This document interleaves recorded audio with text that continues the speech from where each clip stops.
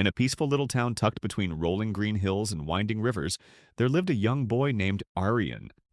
He was thoughtful, kind, and full of curiosity about the world around him.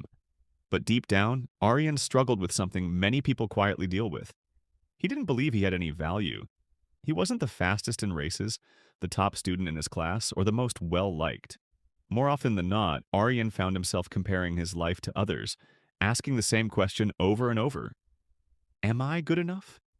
His father, Rugov, was a simple man who worked as a mechanic in a small garage.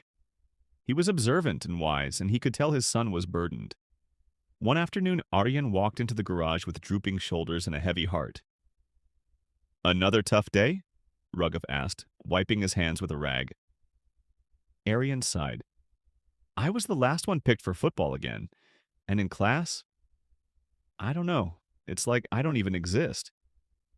Why bother trying when I don't seem to matter?"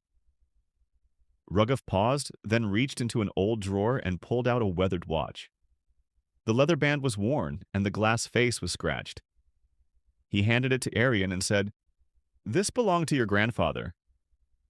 It's quite old, but I want you to do something with it. Take it to the street market and see how much someone would pay for it, but don't sell it. Just ask." Though puzzled, Aryan agreed and headed to the market. A vendor glanced at the watch and muttered, "Looks pretty beat up. I could give you 200 rupees, maybe, just for the parts." Disheartened, Aryan returned home. "Only 200, he told his father. Rugov simply nodded. "Now take it to the antique shop in the town square. Let's see what they say." So Aryan went again. This time, the antique dealer examined the watch closely, his eyes lighting up. "This is a rare piece. I'll give you 10,000 rupees for it." Shocked, Aryan rushed home with the news, but Rugov smiled and said, "There's one more place. Take it to the museum." "The museum?" Aryan chuckled. "Seriously?" "Just trust me," his father said. So Aryan made one last trip. At the museum, the curator studied the watch carefully under a magnifying lens. "Where did you get this?" he asked, clearly impressed. "This is a collector's item, an extremely rare watch from a legendary maker." The museum offered 50,000 rupees for it. Overwhelmed, Aryan ran home, barely able to catch his breath.